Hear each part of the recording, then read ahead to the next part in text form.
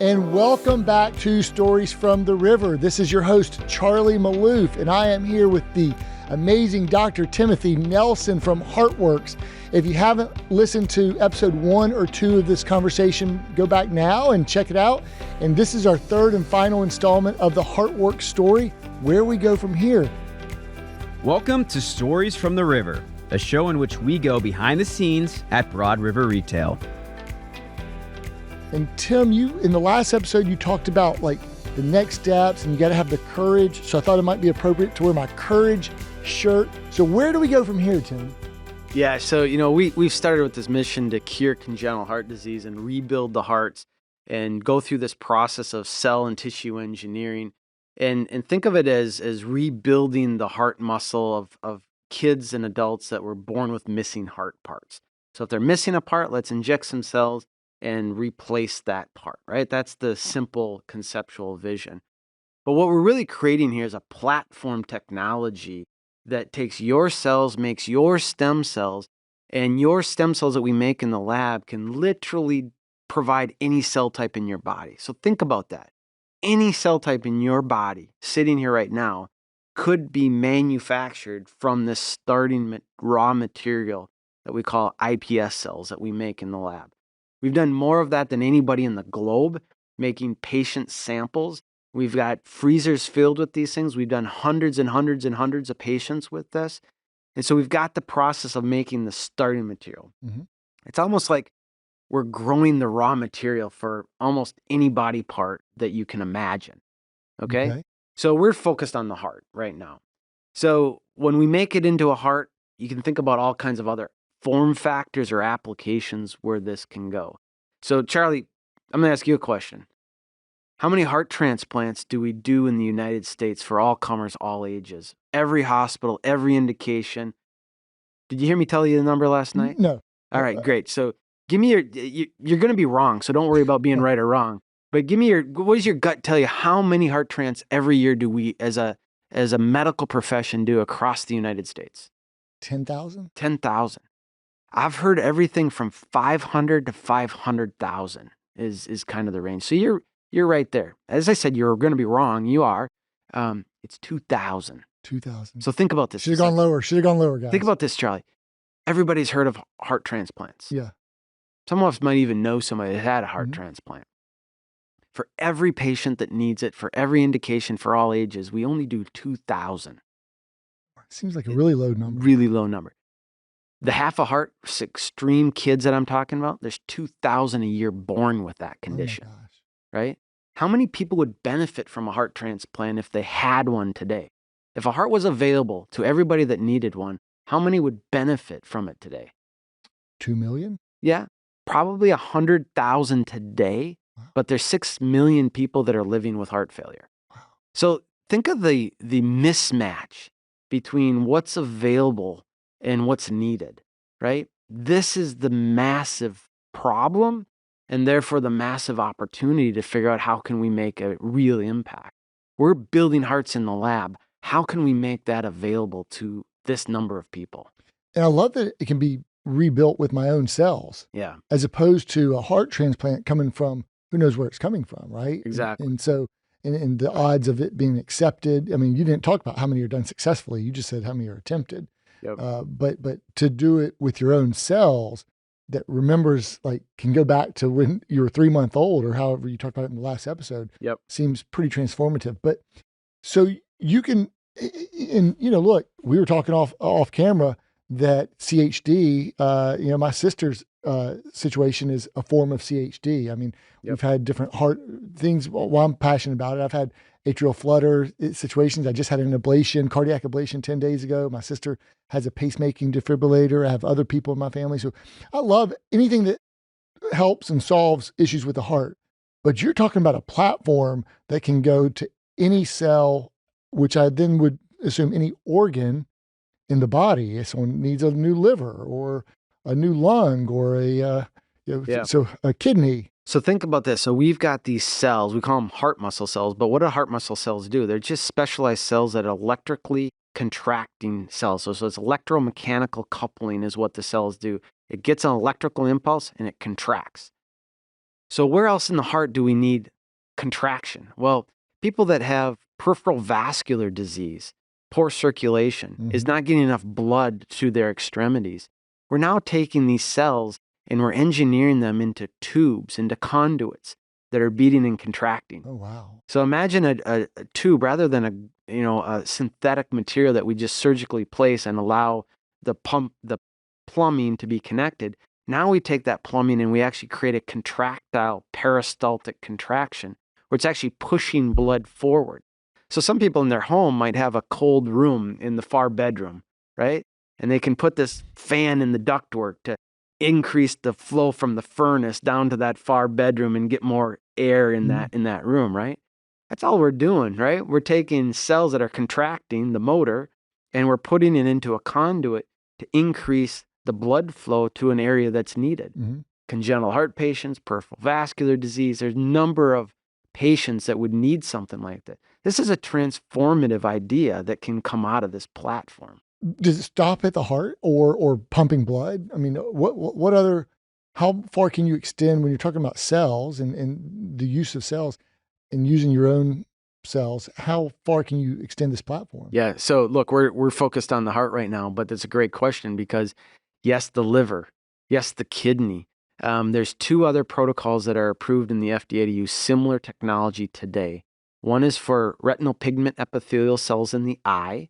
So when those cells degraded, we can use this cell population to rebuild that, transplant that into the retinal. The other one is Parkinson's disease. So Parkinson's disease has a specific cell in the brain that produces dopamine that causes the body and muscles to be coordinated. When you lose those, you develop Parkinson's disease. You can make those in the lab, and now a company is making that available to transplant into that part of the brain to regenerate that. Diabetes, liver disease, the list goes on with this platform technology, including the lungs, with some major players that are using this type of technology with the idea of growing replacement lungs for transplant patients. So we're just getting started. We are 3 protocols that the FDA has approved. We do the heart and 2 other ones. And there's no doubt in the next 5 to 10 years, there's going to be dozens and dozens of these protocols. And in our lifetime, in our children's lifetime, we are going to be having organ replacement type of therapies that are either directly derived from these cells and completely, or these cells are augmenting synthetic materials to be able to make organ function possible that are suitable replacement organs. Wow. And this is all coming from the work that you're doing right now through HeartWorks. Well, HeartWorks is leading the way with this platform technology and making the hearts. And, it's that narrow clarity focus that we keep coming back to on congenital heart disease, of putting the purpose and the why there. And as you go down that pathfinder, you start learning a bunch of stuff, you develop a bunch of capabilities, and that's what inspires more confidence to take on this and that. And there's a number of projects that now we're talking about taking on, maybe not ourselves completely, but in partnerships through a team of teams approach. But yeah, it takes that focus, that pathfinder, and that clarity on your why, because there's lots of reasons why this should still be in the lab and not be in clinical patients, right? It's never perfect, and you got to have the courage to keep pushing through that. In the last conversation we had, last episode, you talked about the data donors. And what can you do with all the anonymized aggregated data that you collect? How will that be used? And how will that support your your platform that you're building out? So look, right now in many things we do in medicine, it's sick care, right? We wait for the crisis And we react and we react. as opposed to proactive care. Exactly. So rather than waiting for the crisis to happen, the ER visit, the OR, all of that, and then we have to come in with a magic pill and try to fix the crisis, what if with the data donation platform, we have your family history, we have your genetics, we have your clinical history, your wearable data, and you start seeing the patterns recognition of this person at this age with this condition is 90%, 80% likely to start developing these complications, right? With that level of certainty, that should be enough for us to trigger, let's make the cells, let's get the replacement part, let's be prepared Mm. so that we can replace things before it becomes a crisis. And now the body, the health, the ecosystem within yourself is healthy enough to be able to accommodate that, right? So rather than waiting for the crisis and expecting the magic bullet, which is what our sick care system does, works amazing in some cases, but let's become less dependent on that. Let's create a whole new industry around creating a predictive algorithms and proactively intervening with new cells, new replacement parts, so we avoid the crisis.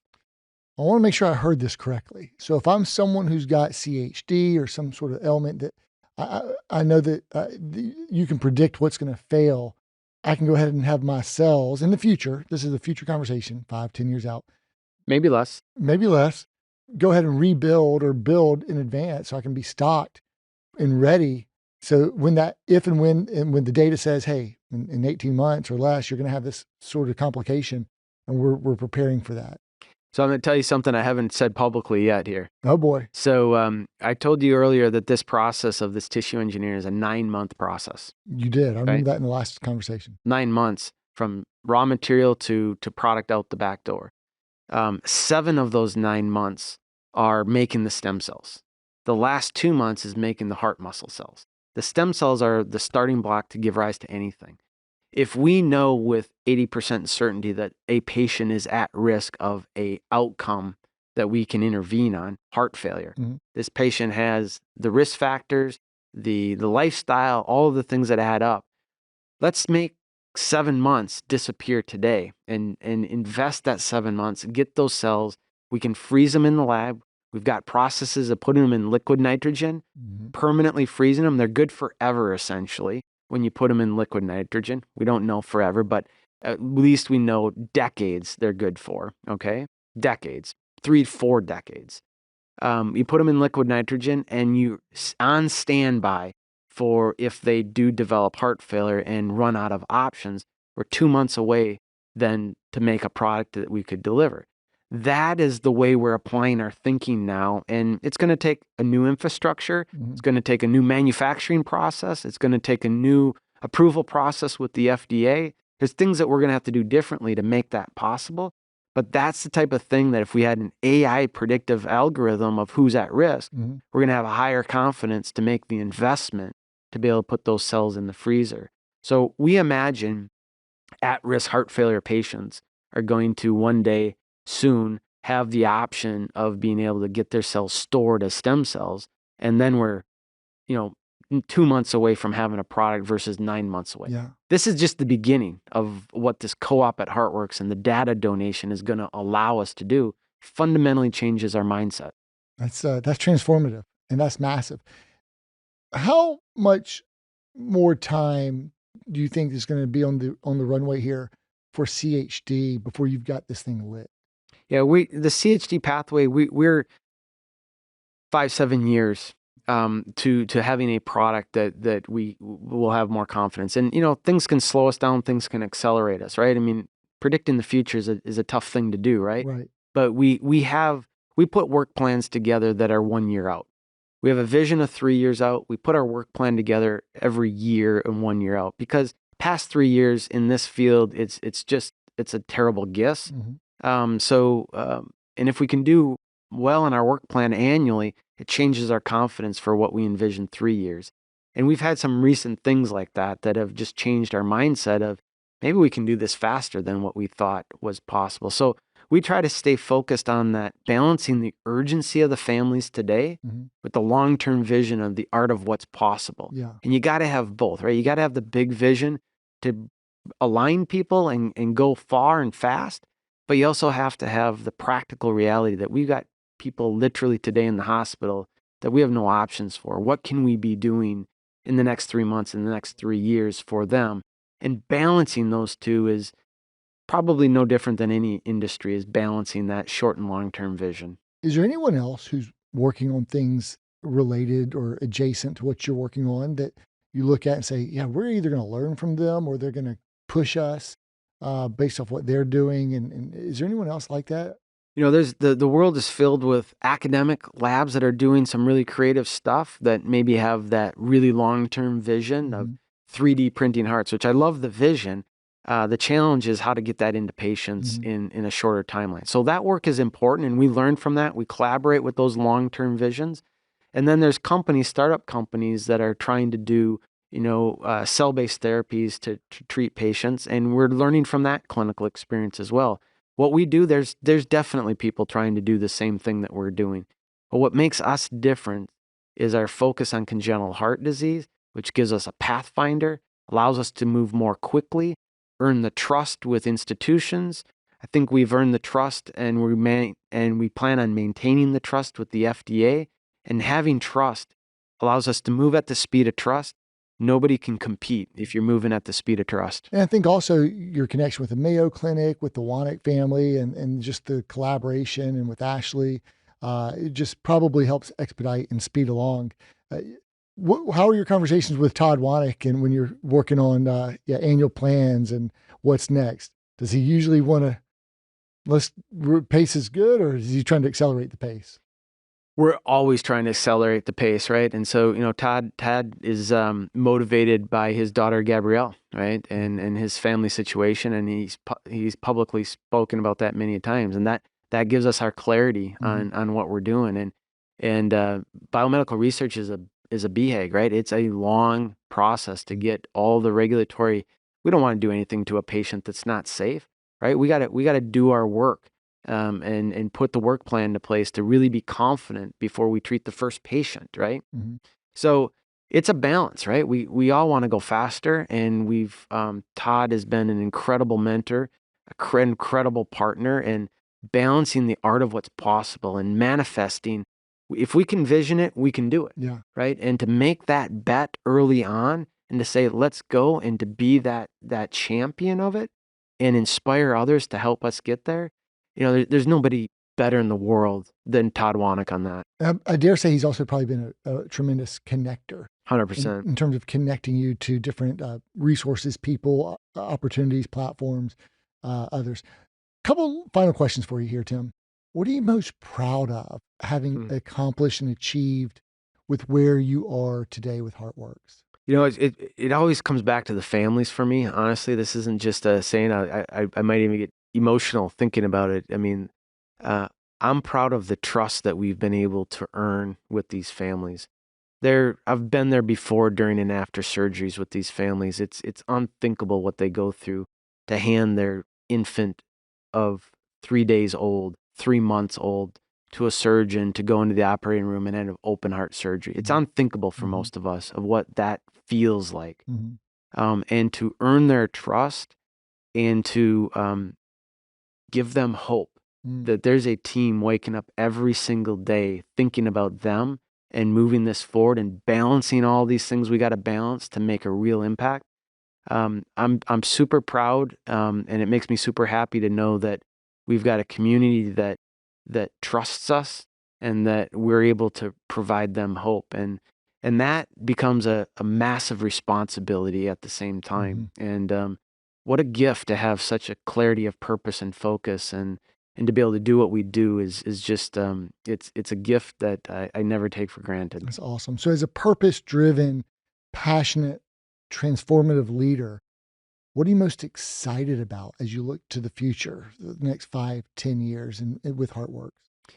So, when you go through some of these major milestones with a team, we've got about 60 people on the team, and getting an FDA approval um, faster than we ever thought possible.